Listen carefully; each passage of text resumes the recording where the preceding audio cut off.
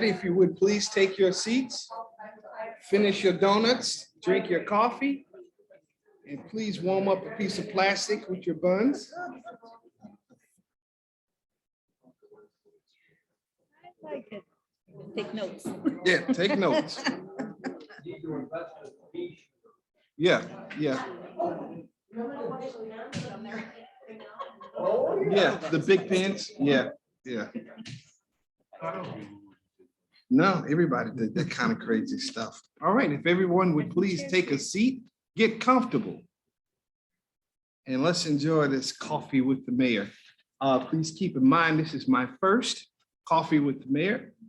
And I am not nervous at all because these young ladies right here next to me said, if you trip up, we'll just take over. So we're gonna let that. So this is our first official face-to-face coffee with the mayor in over a year since the pandemic. It is so nice to see warm faces in front of us. And, some of the smiles we can see, some we can't, but we can see your eyes, and that's warm enough for me. I also want to say thank you for you allowing me to be your mayor and entrusting me with your vote so that the city of Olivet can still continue to move on to bigger and better things. I'm sure all of you see all the great things that's happening in our city, and we've only just begun with what's happening. Today, we're going to start our presentations by the Great Rivers Greenway and end with a short budget recap by Olivet's finance manager, Mr. Darren Mann.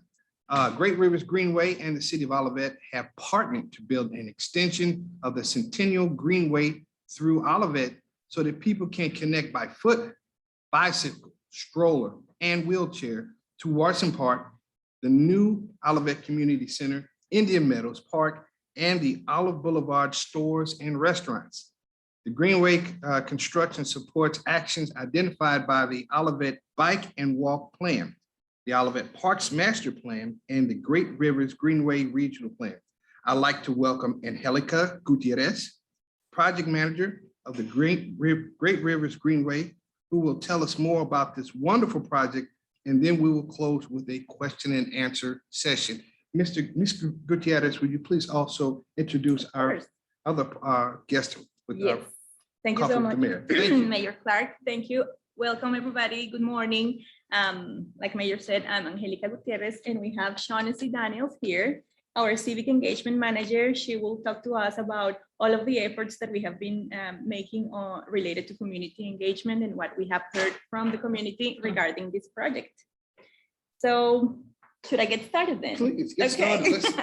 All righty, so we have prepared a short presentation to you. I don't know if some of you have seen this before. It's similar to the one that we showed last year at the previous Coffee with the Mayor, but this time around we have some updates on what we have been working on and how this project has been separated into phases for different implementation timeframes. So I will explain that later on, but then let's see if I can advance this slide.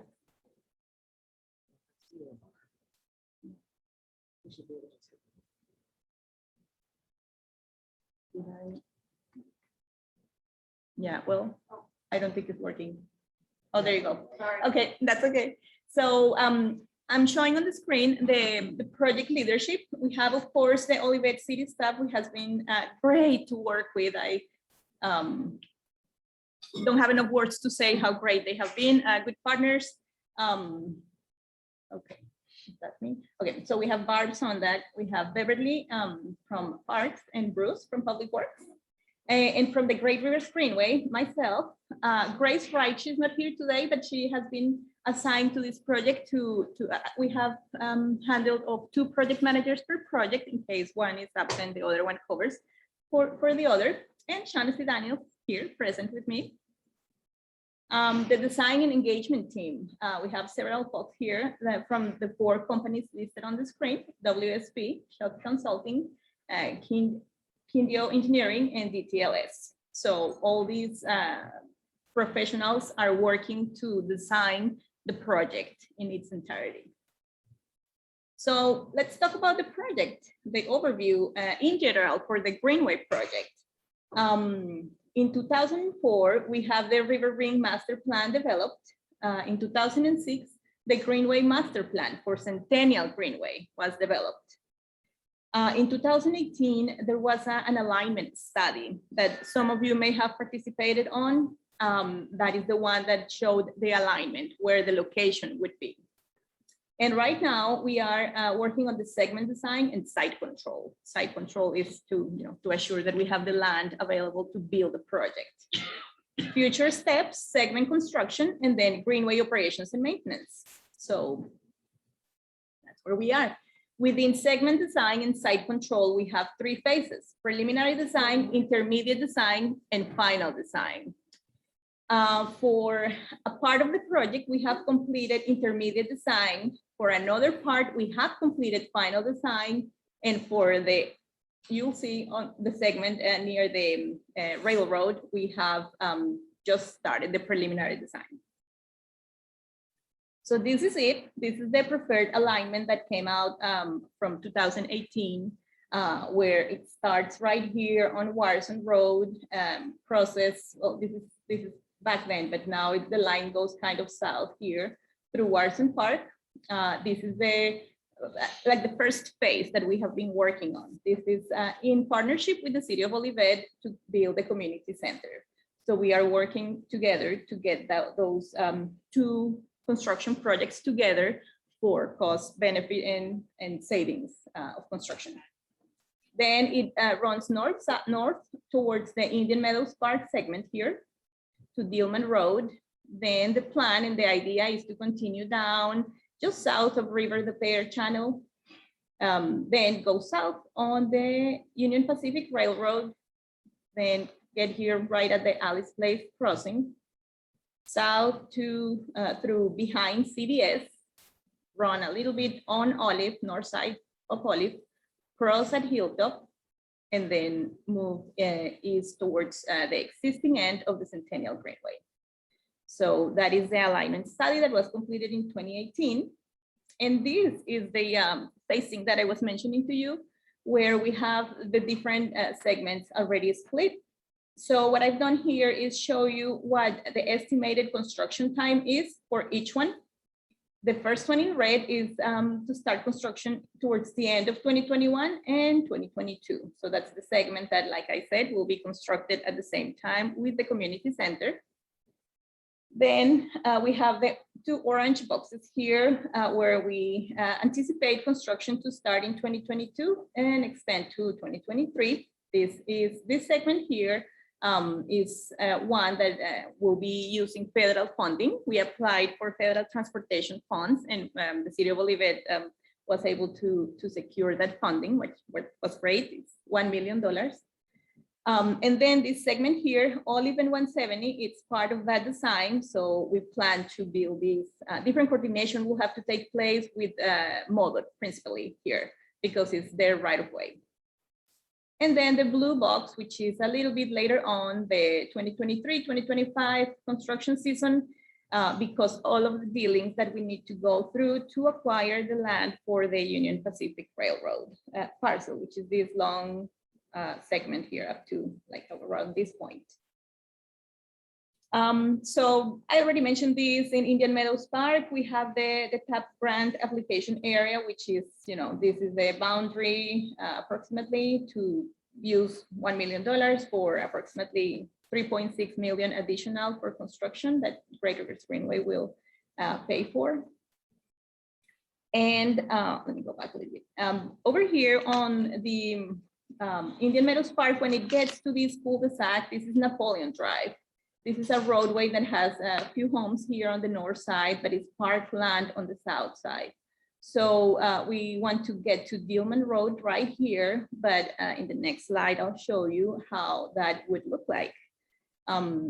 Say this is Napoleon, this is the roadway. We are keeping the street width the same. We're just moving this retaining wall a little bit towards the park, so we have enough room for the greenway here. So that's what's happening there. So you have an idea of what the cross-section looks like. And this is the cross-section of the Indian Meadows Park at the River de Pere south side of the channel. So these are the homes that are on Huron Drive. This is just an example. This is not one specific. There is a city-owned property right here in between the dotted line and the creek. And this is where the greenway is proposed. We will need to build some fences, some landscape buffers, some retaining walls and fence to protect the greenway users. And then we will work with to stabilize the slope here. Make sure there is no erosion or anything that will deteriorate the future of the greenway and the homes, of course. So here I'll turn it over to Shaughnessy. She has been doing an amazing work here on the community engagement side of things. Thank you. So community engagement is it's a core value of Great Rivers Greenway, and it's really critical to the Greenway development process. So we really want to make sure we're taking the time to work with community members, to talk to community members, to listen, and to build the voices of the community into the actual development process. So we started engagement in 2018, actually with the alignment study. So that alignment that Angelica showed is actually an alignment that was, it was agreed upon by the community. About 85% of the community members decided that that was the alignment where the Greenway should go for this community. So, you know, we want to make certain that the community, this is something that the community wants. So that's why we took the time to listen, and we don't come in and just determine where the Greenway is going to go. The next part of the work that we've done, so that was 2018, 2019. In 2020, we started to talk about, okay, well, now we know where the Greenway is going to go. What should it look like? So Angelica came out to coffee with the mayor on July 14th, 2020. Well, actually, she didn't come out because it was COVID. So it was virtual. She zoomed in. She zoomed in. She zoomed in. And had a community conversation to launch that part of the process. On that same day, we also launched a survey, an online survey. We heard from 137 individuals from 31 unique zip codes, and 39% of those folks were from 63132 zip code. So, you know, we think that we got a good representation of the Olivet community, but we also were, this let us know we were also hearing from other community members, folks that actually work in Olivet but don't necessarily live here, to tell us, you know, what they wanted to see. So one thing we did learn is that about 96% of the folks that responded, they're very familiar with greenways, they know what greenways are, and they actually use them. We heard that most people use them for cycling. A lot of cyclist responses. The next tier was walkers. Not a lot of responses said that they would actually use the Greenway for commuting. And one of the reasons, well, there were 3 reasons for that mainly. One of them was because at the time it was COVID, people were working from home. So we think that's indicative of that. We also heard that a lot of people said, I'm retired, I don't commute. This is home, I'm not commuting anywhere, I don't have a job, it's all good. But then we also heard that this particular alignment does not necessarily have an active connection to public transit. So, you know, and it's also not within a comfortable walking or biking distance to get to and from work. So commuting wasn't really a high priority. Most people said they would use this greenway for recreation. Okay, so then we asked the question, you know, based on what you know about greenways, safety, what, you know, how would this be a safe place for you? What we heard, and this is, I want to put this in perspective. Safety means different things to different people, right? So when we asked the question about safety, about 10% of the responses were about personal safety. So walking along the greenway and not feeling comfortable. 8% of the responses were about crime. But most of the majority of the responses were about lighting, and even bigger than that was street crossing and safety from cars. So that's really the main concern as you know, we're talking about this greenway. People wanted to make certain that the greenway was more so off-road than, you know, near trucks and cars through the industrial area. And I know that's why the alignment that was chosen for this particular greenway was chosen, because people wanted that distance from cars to make certain that it was safe. In terms of how people would use the greenway, we heard a lot about connecting to nature and making certain that the greenway was beautiful. People really wanted to be able to keep that natural landscape, to be able to interact with the wildlife here in Olivet. We were walking Greenway one day and I was like, was that a deer that just ran across Dillman Road? And indeed it was. I was shocked, but you know, there's wildlife here and it's amazing. people want to be able to have spaces along this greenway where they can linger. So, they talk a lot about, make the place beautiful and make it a place where we can, enjoy shade structures, where we can have benches so that we can, if we're cycling or we're walking, we can stop off and just sort of enjoy the environment. Trash cans are actually the biggest response in terms of amenities. People want to keep this thing clean, which is, important and awesome, and keep it maintained. But, again, a lot of it was just more about, we want this to be a beautiful space where we can just, hang out with our families and our friends and have a good time and enjoy what we have here in Olivet. And so all of that information was, we heard it, we took that information, we presented that to the design team. And what the design team then does, because again, it's important for us to take the community's voice and roll it into the actual development process for the Greenway. So the design team takes that information and they add it to the design process. So you should start to see and hear your voices in the actual plan. So I'll let Angelica talk more about the actual plan that was developed from the Gateway. Thank you, Shaughnessy. So yeah, like Shaughnessy said, we feed the design with the community input, and our, we call them the Great Rivers Greenway standards. So what does that mean? That we want to have a trail that is minimum 12 feet wide. That's important for us for many reasons, for capacity, for access, for two wheelchairs to be able to go two separate ways with enough spacing. We want to have clearances on the sides where we plant new trees. They need to be at a certain distance away from the trail. So we have these standards, and with those standards, we input the community, opinion on what is important to have in the Greenway. So these are the sketches that we use to guide the designers. This is what we want. This is what we need. These are the type of slopes that we can work within. This would be an example of the near River de Pear channel behind the houses there, where we may need to retaining walls and fences. So this is what they have been working on for the last 10, 12 months. We also, I wanted to mention in regarding safety, because that's the most important thing here that we heard from the community, is how we work with partners. In this case, I'm showing a picture of the Dillman Road crossing, where we will have the end here. You can kind of see the Greenway. It comes this way, and then we in the future would like to cross towards that parcel that I mentioned before to the UP parcel. So San Luis County has jurisdiction, ownership and jurisdiction on Dillman Road. So anything that we do, it'll have to be under their approval. So we have met with them. They are working on another project, as you know, on Dillman Road. They have some work proposed to be done here, where the city is helping out, providing some right-of-way access. So in exchange, we work with them and we ask them, okay, can you please, if you need to do it, make a safe crossing here, add a signal, add a flashing beacon, add some additional, painted stripes to enhance the safety and visibility of the crosswalk.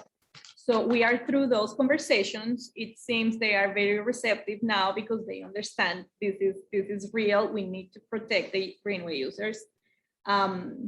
They typically, they haven't done that before. So I need to give kudos to them, because they are working with us to make this happen. So this is at Dillman.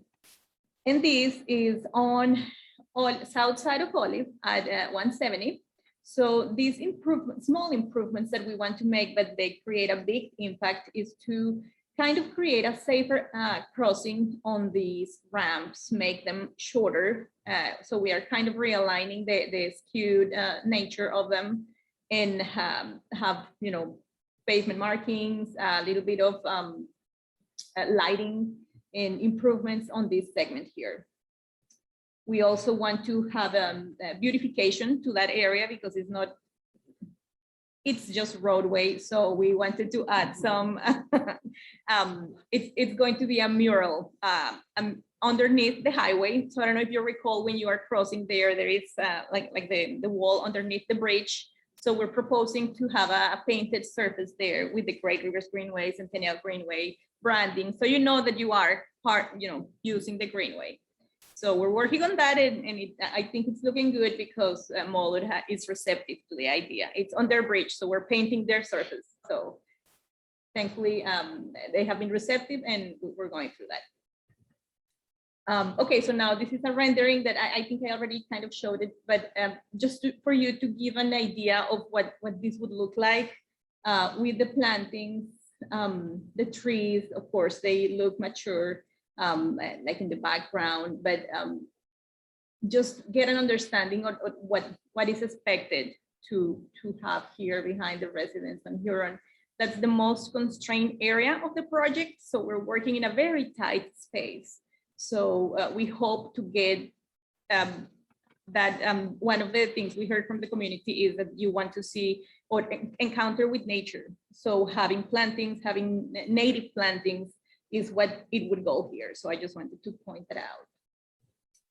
So the next steps, I show again these because it's what helps me explain. Most of you already know about your community center project. So that is going to be bid in the upcoming months. Construction can start towards the end of the year. And then our project is part of that project. So we will have a good segment here of Greenway by 2022, which is great. So that'll be like the first leg that will be built.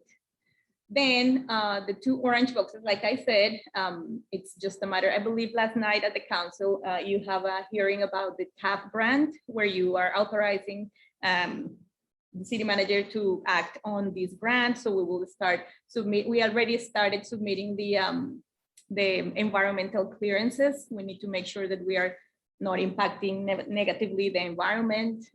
We are also going to need some easements right here from the Huron properties. Like I said, that's the constrained area that we are working within. So we are going to need to work with them. We have already done some engagement on those residents and talk to them and to explain the project and what we will be looking for, which is a very small area behind the properties. We're not taking ownership or anything. It's just room for us to be able to work and install the Greenway. So that is more towards, so final design on that space is scheduled to be completed in December of 2021. So we're working through that right now. We completed intermediate design, and that's the one that is going through final design right now. And then, like I said, Union Pacific, this is I don't know, you may know that working with them sometimes can be timely and difficult. So we're working through a little bit of, struggles with them. But we're going through a process that I believe we have advanced more than we have before, or that the city, I believe this dates back to beginning of the 2000s. So we're making progress there. Just know that that phase will be a little bit later on. That's it. I wonder if anybody has any questions for us. I don't know. Couple things. One, I really like what you've done with, just a comment first, what you've done with 170, the crossover there, because I used to bike ride that quite often down the trail. And you took your life in your hands when you crossed Olive. I mean, it didn't matter whether you were walking or bike riding. That was scary because people are turning, you got the right turn on, and you really take your life in your hands on that one. The big thing that I have is the Union Pacific Railroad. I know we've got the Midland Central running up on the boundary of all of that, but where did the Union Pacific come in? And is this going to be an active railroad, or are we just using an old right of way? We are using their old right of way. Okay. So there used to be a main line that run where that angled skewed segment is. Mm-hmm. Because that used to be a main line, we are required to abandon the land where this is sitting on. So this needs to go to the Surface Transportation Board. It's a hearing, like a regular proceeding. We will request for them to abandon the land, and then we purchase the land. Then all the rails come out. We will be then using the land for the trail. Okay. It's a long process. Well, I was going to say, doesn't the Midland Central Railroad have the active line coming off of Deal. They have, yes, they have a small section there north of River de Pear in use. UP is renting to that Midland Railroad company. So they use that little section to store cars. Yep. It stops at the river, so nothing comes out. But that'll be taken out, that'll become part of the trip. Just south of that. So we're okay. not affecting that lease with the railroad. So we stop south of the river and we will have to do a berm or a wheel stop or something. So the trains that they are storing there will not go through where the greenway would be. So there will be enough obstruction there or, limitation to where what we can do, and we will be required by the railroad to create that obstruction there to protect the land that then we will be buying in the future. So yeah, did I answer your question? Yeah. Okay. I'm just amazed because I knew the Rock Island Railroad Mhm. was up there. They were bought by Midland Central. But I never knew the Union Pacific had anything around here. And I've lived here 48 years, which means that line had to have been abandoned 50 something years ago, and that they would still own it. They do. That's really surprising. They do. You're welcome. Good question. Did you say the number of respondents to the survey was 139? 137, actually. That was an online survey. It was an online survey, so we didn't, we anticipated that we were probably going to get maybe, in fact, in the last survey that we did, we received less than that. So we actually got The more this total time. population is, Which is why we do a lot of engagement. So not only do we do online surveys, but we'll go out into the community, which was difficult last year because of COVID. But we'll do, we will show up at, events like the Boo Bash or some of the movies that are happening in Stacy Park, or the activities that were happening at work. So we'll have in-person engagement. So we're also collecting information through that. Another thing that we did last year is that we did one-on-one meetings with property owners at safe distances, of course, because it was COVID, to ensure that we were still having those community conversations, but that we didn't want to rely just on the online survey. And then we had public meetings as well. So those public meetings were virtual. but you did spend some money sending out letters soliciting donations. Why couldn't you have included a survey with the solicitation for donations to the? No, That's what, yeah, I got it. I know I got positive, but I know I got it.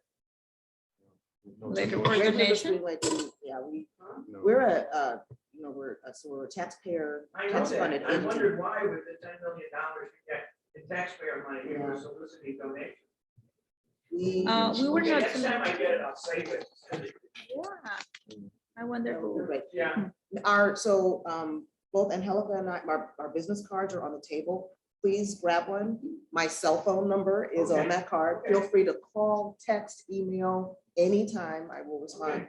And again, we can definitely have a conversation. And so the survey results and the public meeting slides, all the recordings, all that stuff is on our website, greatriversgreenway.org.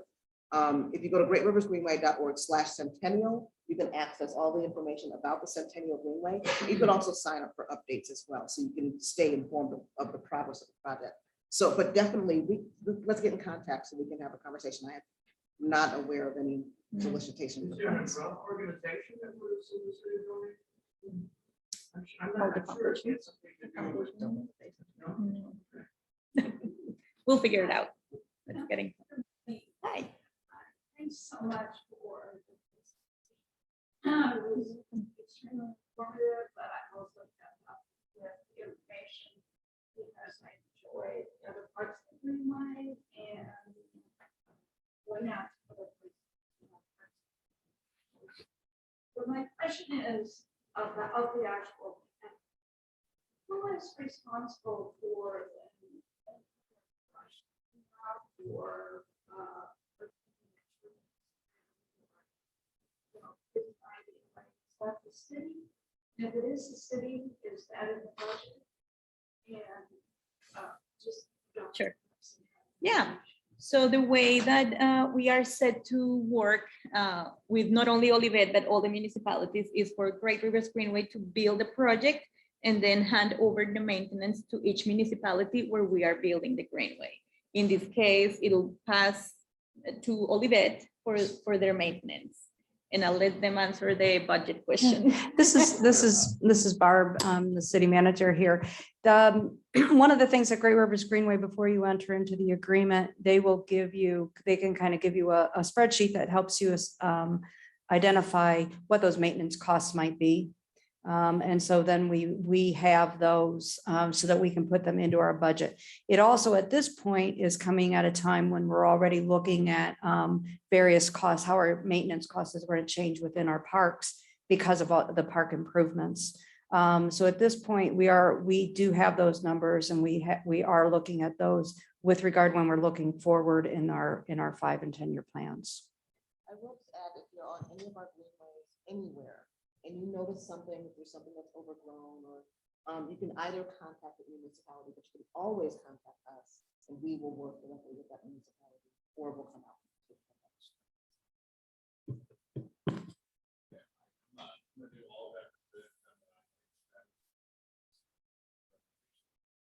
Safety is the utmost concern.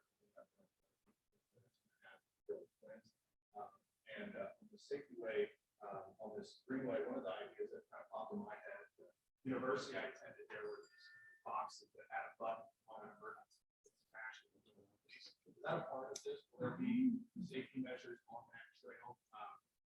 I'm not necessarily concerned. You can see I'm kind of a big guy, but just for my young kids as they age, I would like to have that.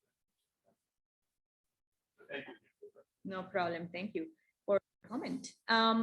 As of right now, we do not have that included in the project. I have seen them. I know some of the greenways that are near universities, the university has installed them along with the greenway. So good question. We can talk about that. We still have time, but if that's something that is important to the community, and it's something that the city would support, because it'll be at the end of the day for city and I guess police to get in contact with, we can definitely talk about that. Yeah, I was gonna ask the very same question that you had. Because at the college that I went to way back when, they had the blue lights, if you Yeah. will, so that you can see them along the path. Yeah. Is there going to be any kind of lighting along the path, or is it, is it dusk to dawn kind of? Yes, That's dusk the- to dawn. It's a park. It's a linear park. So Okay. that's the idea. What about, where there's a lot of traffic? I was thinking on Dealman, that crossing area, would speed bumps be allowed? That'll be a question for St. Louis County. I know, I believe they don't do them, but that'll be something that we can ask them. They are working on that project right now, so maybe it'll be good timing to check on them and see if they would do something. I know they are taking a little bit of a step towards adding this lighting that we have been asking for, flashing warning lights for drivers to be able to see the pedestrians crossing and stop when they need to. Yeah. Does anyone else have any more questions of these young ladies? One more comment. You kind of, blew by the public transportation track, and people said they wouldn't use it to come down to use the public transportation. But when it gets finished, you might pass on. We have one of the best routes in the entire city, or in the entire area, with the Owl Bus. That and going down the Greenway down 170 will get you to the transit center in Clayton by bike. And you could either ride the Owl out to the Delmar Metro Link station for the red line, or ride down to Clayton for the blue line, or take either one of the buses to both places. I mean, that's an incredible advantage over most You are correct. people. Yes. As far as commuting goes, it's not that we don't have it. We have one of the best. This Yeah. is not as pretty. Why is it functional? So what we I mean, heard from really those fucking- responses, what we're hearing is from people saying, for their place of employment, from their home to their place of employment, it just wasn't either a comfortable distance, or there was not the line, what that particular line that you're talking about, it didn't get them to where they needed to go. But perhaps they haven't spent a lot of time with Metro by State's map to know exactly how to get around. It might be a timing thing. It might take them, it might put an extra hour on the commute. So though, I mean, those are just some things that may have been in the minds of those Future, I want to put it in the advertising, because that's an incredible advantage for all of that. You are correct. And when built, it will be indeed on Olive. That segment there on Olive and 170 could provide direct access to that Olive route. So yes, thank you for that. Okay, ladies, thank you so much. Thank Thank you. you very much for coming. No, that's a question about how we're doing this. I'll answer it at the end. Thanks. So. Okay, well, at this point, thank you for coming out to see us. We're gonna welcome. Thank you for having us. We're gonna welcome to the stage Mr. Darren Mann, Finance Director, who will give us a brief recap of our. You wanna? Oh, okay. Sit and enjoy the show. This is the best Okay. part right here. Alrighty, I think, Barb, I think it's on that desktop there.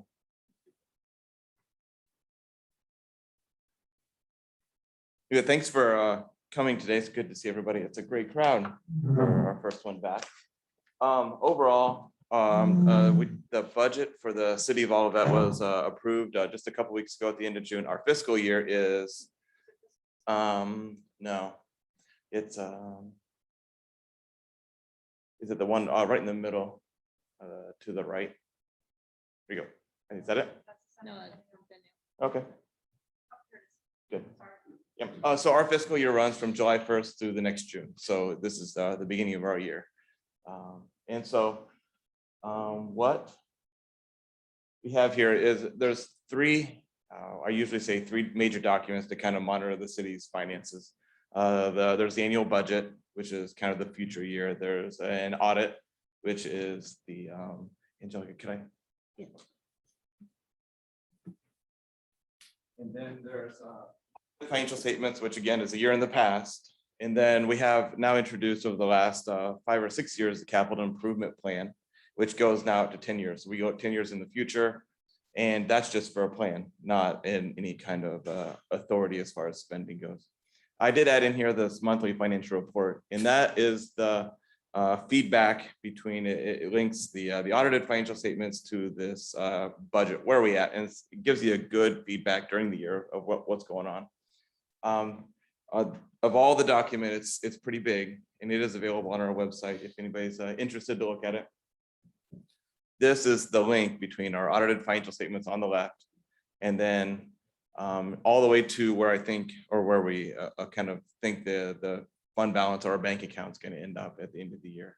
The big points I'd like to, I guess, point out here is our budget, and the budget is about $9 or $10 million in operating, and that operating includes the salaries and everything like that. The rest of that are more special uses, special revenues, they call them.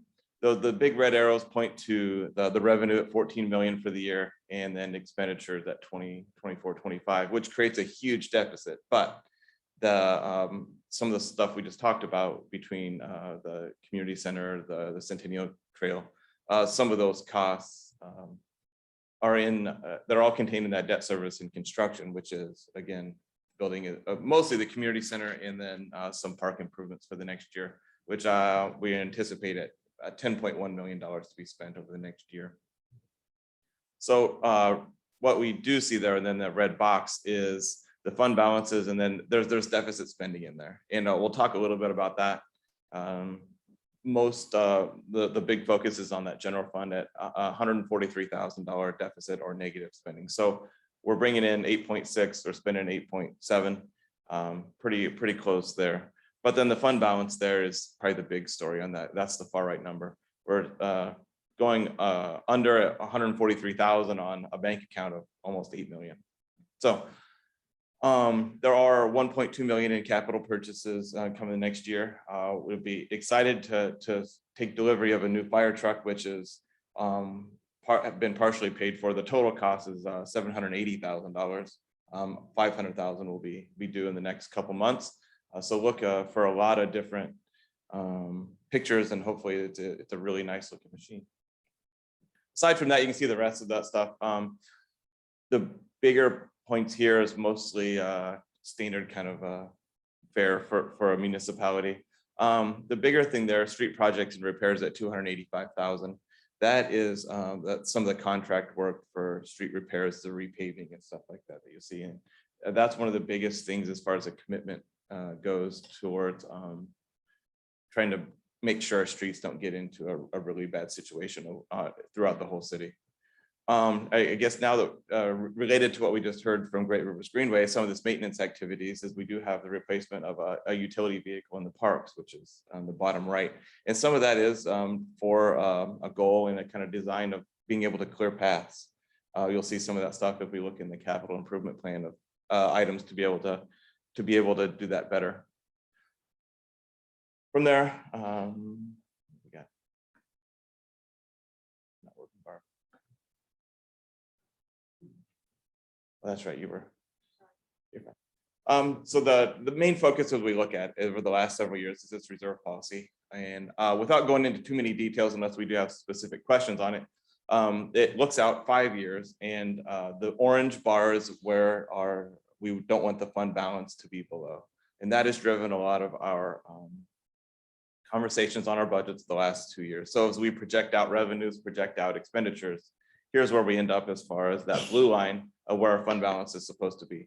And that is an official reserve policy that's been adopted by the city council. And that has been really key over the last 2 years of discussing with a lot of the uncertainty that we've had over the last 2 years of our budgets and, you know, things in general of expenditures too, of where are we okay with 143,000? Are we okay with 500,000? Well, you know, that's how the discussion goes when we talk about where are we with this orange bar. So the reason that's important is 90% of our expenditures are in the general fund. And so when we look at just the general fund, it makes it a little bit easier instead of 2 or 3 different places, which just a couple of years ago is where we were. But 77% of all the city's costs are in personnel. And so when you talk about that, and the chart there, that pie chart to the right shows us that half of those costs are in public safety. And then another 18% are in public works. So if you know, almost 80% of your costs are in people, it's really hard to adjust services when, again, 68 versus almost 70% of those things are doing things that people think are really important, which is safety and making sure the trees get picked up and stuff, or the roads are cleared when we have storms. So that's a big thing. Those 2 factors of how much of our costs are in personnel, which is not unusual in a city. That's it's a pretty common figure in cities. It's also a common figure in service industries. So with those 2 factors of kind of the uncertainty of where expenditures and revenues could end up, the fact that a lot of them are in public safety and a lot of them are in people, planning is important for the future to look out to make those projections, or you can end up making rash decisions on personnel and made that affect service delivery. So the other thing that affected the reserve policy, which is in the general fund, is how much of our over the last several years, how much of the city of Olivet's revenues come from sales taxes, which are historically, as everybody kind of knows, a volatile revenue source. So to protect against that, you put in a reserve policy. And in that reserve policy, you say, I'm going to keep my bank account, again, that orange line at this high. In FY22, in the general fund, it was at 37%. Overall operationally, which includes the parks maintenance, the stormwater park sales tax, and also the capital improvement fund, which funds a lot of the sales, the operations for the public works department, is at 45%. So that's a big factor in, you know, deciding when and how much of your reserve you need to keep in. So there's the chart, and the red line is our sales taxes, and the other lines, I guess, if we want to look at, are utility taxes. That's in the blue. As I'm on the left, I'm kind of going down. The blue line is our utility taxes, which is the 10% that everyone pays on their phone bills, internet bills, and also, more than importantly, probably your electric and natural gas and water bills. So you can see that's went down over time, and that correlates pretty strongly with two things. Mostly, I'll without getting into real details of it, is most people probably have less phone lines in their house than they did, the beginning of this chart in 14, and that started a long time ago before that. So that's the main factor there. There's also another kind of legal questions inside of that too that are driving that too.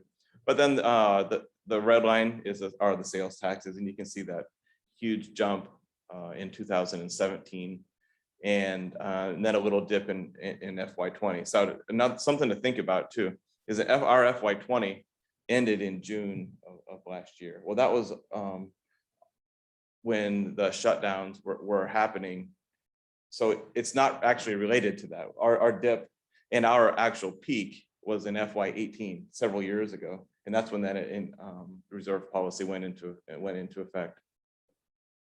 The green line are our property taxes, and the property taxes are a slow and steady beast, and that's changed over time. It used to be about a quarter of each of these revenue sources was providing the revenue. Now you can see the sales taxes are outsizing that. Now, I know everyone doesn't feel like that when they pay their property tax bills, but that is the steady nature of the property taxes as they've went up over time. The remainder category is everything else, and that could be everything from parks and rec charges for our youth sports or community center rentals. It also includes ambulance transport rentals, or not rentals there, but ambulance transports, permits, licenses, and those kinds of things. And you can see those have went up and down over time and there's old charts that I don't think I need to get into that today, but we certainly can. And then kind of coming down to the end of this, what does our debt picture look like? And just in the last year, in September of 2020, there was another bond issue for the community center and all the park improvements. And you can see what this has done it inflated the debt quite a bit. To the point where, like, I think it doesn't show here, but we're at 26,600,000 is the total debt burden on the citizens of the city of Olivet. And here's how it gets paid out over time. The orange is the one for the 2014 issue, which is for this building. And then the yellow is for the 2020 series. And the interesting thing here is you can see how this was structured so that all of a sudden when the 2014 issue rolls off or gets paid off in 2035, all of that same debt levy goes towards the 2020 repayment. And that's what that does. It keeps the tax rates even over that entire time and pays everything off by the 20 years in 2040. So I would say, as we kind of wind this down, like I said earlier, the deficit spending does remain in for the second year. If we remember that number, 143,000, 120,000 of that was to update the city comprehensive plan. The plan that we're currently working under is quite old, and as if you drive up and down Olive, a lot of it has been kind of developed and has been tested and proven, a lot of that. So an update is in order, and so most of that cost of the deficit is for that comprehensive plan update, which has remained a priority for the last couple of years. So in conjunction with that reserve policy, the goals, policies, plans, I think have made us much more comfortable in that deficit spending. And if anything, I would say the plans that have been put in place has been supported by the council, which is very helpful. We're to spend down to those bond funds, like I said before, the 10 million in there. And then we're moving forward with our capital purchases. We haven't had over the last 2 years had to curtail or reduce some of that planning that has been taking place over the last several years. In the middle of the pandemic starting was when I guess the fire truck was actually approved and ordered, which was a real testament, I think, to that plan and how it had matured over time and made us comfortable in such a time of uncertainty. The other kind of thing that we have that we'll look forward to in the future is the receiving of the Fiscal Recovery Fund, the FRF, which is part of the American Rescue Plan Act that has been in the news over the last several months. The only thing I would say here, other than we do anticipate receiving it at some point, and it'll be in two different chunks of money, half each. But there's nothing in the current year budget for any of the grants we talked about here, whether it be that TAP grant, because it hasn't been approved yet. There's nothing there. There's nothing in there for spending or receiving any of that, the fiscal recovery fund money. So there's nothing I get, that's important for us and for council, in that we need to have conversations on what the best use of that money is. And with that, I don't have anything else for that. I'm more than happy to answer any questions or hand it over to the mayor for where we should go from here. Does anyone have questions? Go ahead, sir. General Assembly just passed. Like I already pay taxes on something. What impact will that have? Sure. The short answer is very clear. You know, what we did see when the Wayfair, the Supreme Court ruling for Wayfair was, I guess was ruled on, is use taxes, which is how a lot of those, they collect under the same sales tax category. So under that red line is the use taxes under there. It doesn't matter how you pay it or where it comes from. There were so many states that did have the laws in place, whether it be a streamlined sales tax or just they had a good law, a good, you know, and a legislative body that acted quickly. Is so many states needed compliance that we also got some compliance just out of that, just because the other states where they were collecting it, they just started remitting it to the city of Olivet and the state of Missouri also. So we did see a little bit of bump in that just automatically. Of course, when Amazon, when they moved here, or when they decided to start collecting sales tax and moved to Hazelwood, was the, we saw a little bit of an increase there. So we're seeing these little increases of kind of recovering of where things were from before. Interestingly enough, when everyone here started getting stuff delivered to their house, whether it be groceries or, you know, all of this food, that was an increase to our sales tax as well. Because now all of a sudden you're not buying your McDonald's or wherever you might shop. You're not buying it at the location, you're buying it at your house. And that was a interesting development that I don't think many people would have anticipated. Well, Mr. Mann, thank you so much. Yes, thank you for having me. Nancy, thank you very much. Folks, please grab yourself another cup of coffee or a Danish on your way. And thank you for joining us.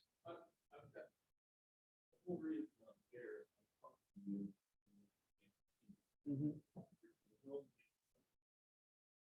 Yes, I am.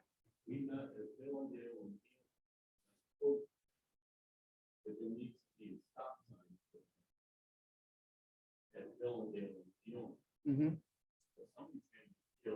I live since that road has been completed. 4 times I've heard people scream. Slow down. Traffic is slowing down. You know, on each side of the road, you've got these grates that stick out far. And when all these trucks, one truck came and just dumped a bunch of gravel. And another one hit the grate. And there's ladder and flying off. And if this lady hadn't walked, she would have hit. Somebody's gonna get killed because when they come down that hill, they walk. And I've never seen a police officer there. I mean, I've been complaining about this for 21 years. And now that that road is, it used to be like you're driving on the road, people will slow down. And now that it's clear, ready to go, they just walk. Mhm. In some. And then you took away, you moved toward the crossing down at Hillendale from, 50 feet up where you cross directly into the path. And sometimes I've seen people ride their bike and hit the curb because you used to have it where they could cross right there. Now you're Bruce about this, when you should come to me, it's like, you do what you want anyway. You know, I'm confident. People would ride their bike and hit the curb because they thought it was, you know, they could just access it. And my wife had sent you an email. I forwarded that information to Bruce.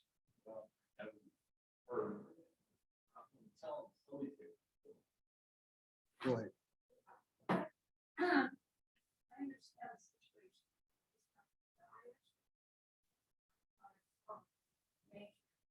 Background, I was.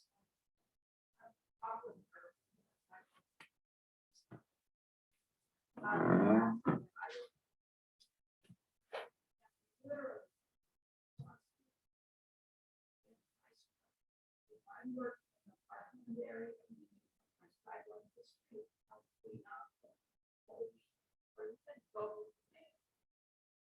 Cars are actually stopping and crossing. Speed up. And if they're going 40 miles an hour, I will be stopped. Many times I will. And several times the cars actually sped up.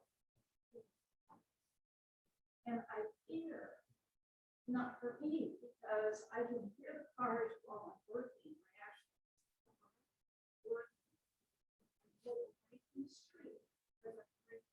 Someone might lose control of it. I'm more worried about small children. They could not possibly be in their living. I don't know if we need to put up a sign that says, are you actually going 30 miles an hour? I don't. And I don't know if we could put up a speed sign that says how fast you're going, or, you know, I keep going, you guys can do electricity, but how soon you're going, because I really am. I think the other day what frightened me was in the park when a truck came and I said, slow down. And he sped up and honked. I wish you could do it. Because I don't know what it's from. I don't know what that is. That part is very valid. Yes, so I would really, really appreciate looking at this. I think the idea that you talked about with the digital sign saying how fast you're going, I think those work. It's something that I think we should look into. I don't know what all goes into making it happen, but I would definitely suggest it and see where we can go with that. Because I think when it puts it right in your face, you're traveling this fast. I know it works for me. I can't speak for everyone else. When I'm driving down the street and I say, okay, it's 35 miles an hour and I'm doing 55. So well, maybe I ought to slow down a little bit, you know, but yes, I agree with you. Go ahead. Can you use come up for the microphone? I'm sorry. Have a seat. Will it pick me up if I'm sitting? I don't blame you. I'm Beth Andreski. I'm the deputy chief here. So just in a response to that, we do have a radar trailer. It is digital and it runs on solar energy, so it's typically not an issue to keep running. We're always looking for new places in the city to put it. On Old Bonham, we would just have to find, you know, a safe location for it to where the trailer is not going to hit. It's not going to get in the way of the sidewalks, people's driveways, things like that. But we can certainly look into a good place to put it. And as far as the, you know, speeding issues, anytime you guys are having speeding issues in a neighborhood, they kind of come and go, but we're certainly open to focusing traffic enforcement, like on Hillendale and Old Bonham. We can do increased enforcement in those areas. Mhm.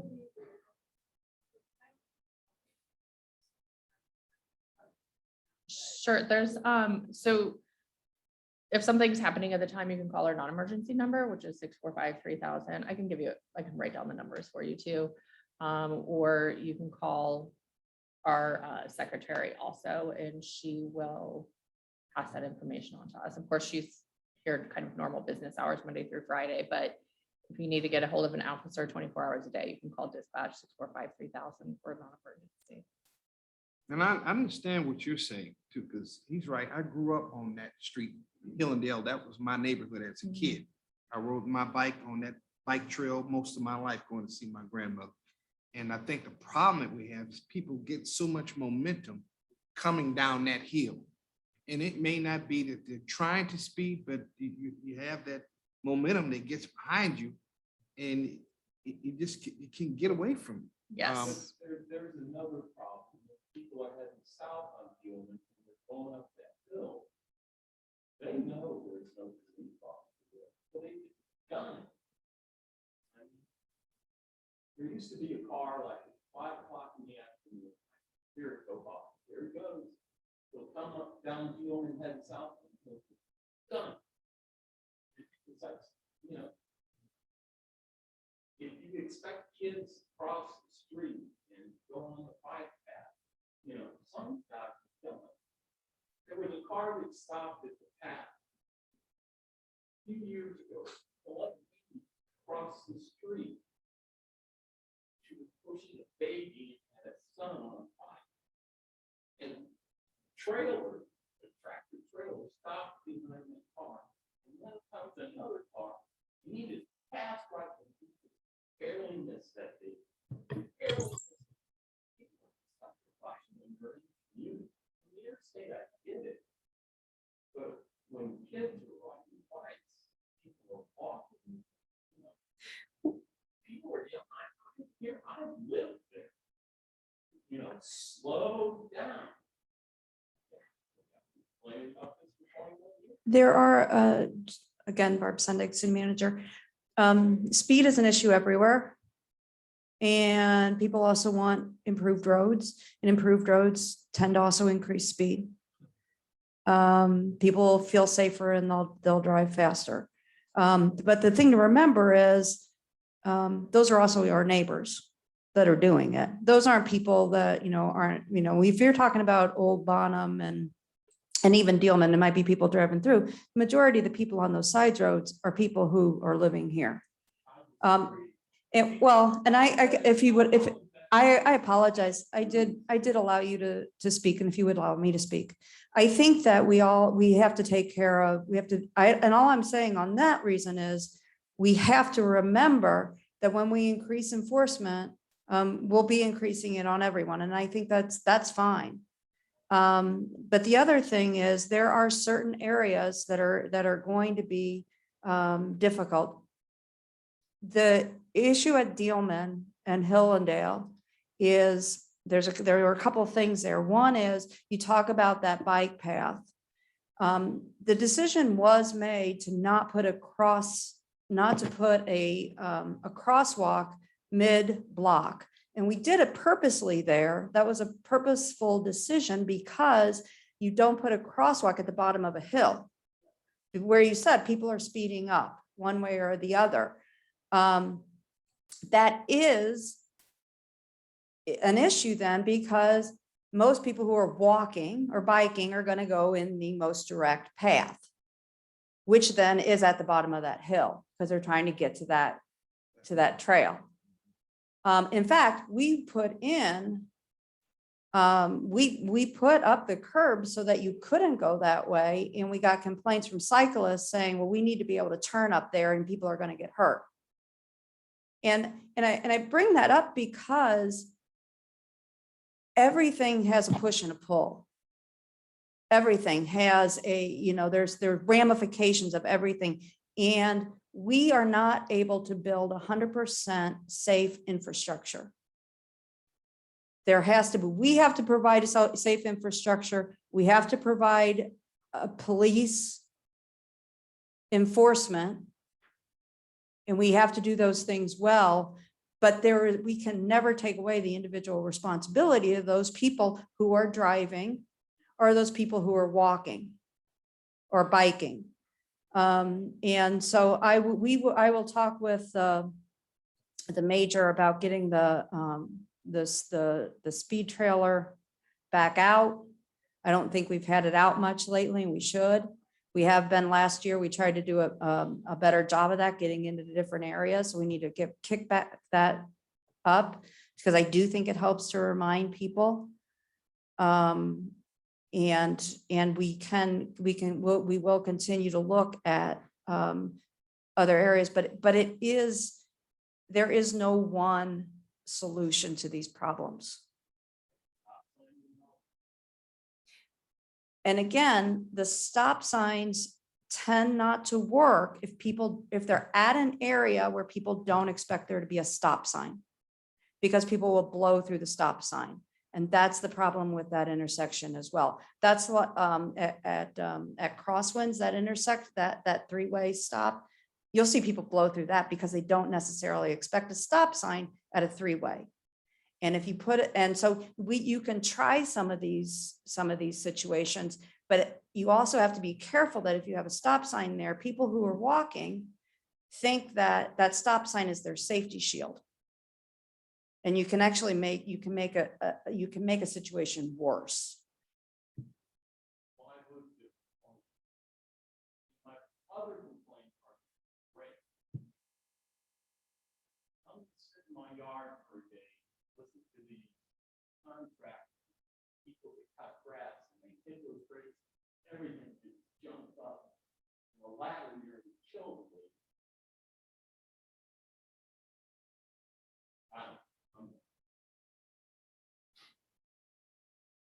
Go ahead. My name is Norm Morrow, and we put my wife in that. We're long-term residents of Iowa West, and we are so pleased with everything that's going on. We're very pleased with the improvements on Gillian Road, like the way the trail's been improved out there. Police enforcement is wonderful, and we're very thankful. We just got the prefix to my remarks. Turn on Dealman, occasionally with the road improvement, we notice that someone will be speeding. I like what our city manager said. No matter what improvements you make, you cannot eliminate personal responsibility. They're driving, that are riding a bike, that are crossing, using the trail, whatever. So what I can suggest is, what I can offer is, since I think the radar trailers that show the speed, I've seen those being used in various communities. And it does remind me, I've gotten a little bit older. I think that those are effective. For the few cases where we have people exceeding the speed limit on Gilman Road. It does happen occasionally, and it creates a dangerous situation. I can just say, we'd be happy if you want to put one of those, anytime you want to put one of those speed trailers in front of our house, you're more than welcome to do it. And, it might be a step toward to solving what the gentleman is described as a dangerous situation. Thank you, sir. Go ahead, him, and then we'll go to you, sir. Go ahead. As far as the signs and Philadelphia, up in my neck of the woods, which is up off of Hilltop, you had the signs with stop signs that said, you roll it. Well, right. And you did. And caught me once and he said, you didn't stop well enough. Oh, that we had lively discussion on that. Okay. But it's effective after a while. I was thinking possibly on Hillendale, if nothing else, if you could get one of the signs that says double fines, which is used in St. Anne's notorious for that. They really enforce it up there, along with Bridgeton. For people, as you say, a lot of them are people who don't live in all of that. If they think you don't even have to enforce it, but if they think it's there, It's like that sign that says you roll it, we'll ride it. It catches your attention and it'll get some people to slow down. Yeah. Because they look at it and go, uh-oh, just automatically hit the brakes. Just anything that might work out in that area. Dangerous area. Like I say, your stop sign things work beautifully. Yeah, I saw something very interesting on the internet. It was a county in California. They had an area that had a lot of residents that were walking and they had a problem with speeders, but they had low resources for officers. What they did is they had a big laminated picture of a police car that they, and I kid you not, and they stuck it on the end of a street. And, you know, from a distance, it looks like a police officer with a gun. Okay. And he's, you know, radaring you to see how fast you're going. And you see it's a knee-jerk reaction to make you slow down. And it worked. I don't know that we would do anything like that, but I would entertain it, but you know. But I thought it was the coolest thing. And they put that there and it slowed down traffic tremendously. In our case right there, Dillman at the bottom of that hill, put one in both directions. Just curious. Go ahead, Doc. There is a new house built in between White Rose off of Old Pond. Okay. There's a sign there about them building those houses, and on that sign, it shows it's going to be a dead end street. But at the bottom of the White Road, where White Rose meets Bottom Woods, they started tearing down some trees in. I was wondering if they're planning to connect those two. If they were, we would not like that, because it would increase the traffic in our area. I'll have to find out. I'll talk to Bruce McGregor. Okay. The second thing is, what is the progress on the sewer line? How far are they going to go to my backyard by the end of next year? And I was just curious, how far they going to slow down? Okay, is that another Bruce McGregor question? as well? COVID hasn't slowed them down, but I would have to get a progress report on where they're at. I'm looking at Carlos. You don't know either at this point, do you? Where they're at?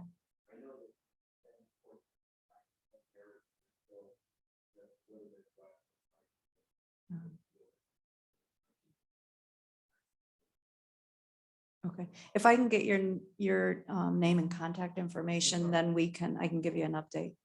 Thanks. Yeah, and the third thing, there was a water main break at the corner of White Rose and Old Pond the other night. And then they got that fixed. There's been some additional construction down there, and I'm just curious what that was about. I'm not sure, neither is Carlos. We'll have to, again, we're gonna have Bruce at these. He's gonna, next one's gonna have Bruce McGregor. We're gonna have, we'll have to hold it outside because we're gonna be so many people. But I'll get that. I'm not aware of that, so sorry. Well, thank you very much, folks. Enjoy your morning. Again, grab a Danish, some coffee. You know, it might be cold. Grab it anyway. And thanks for coming out.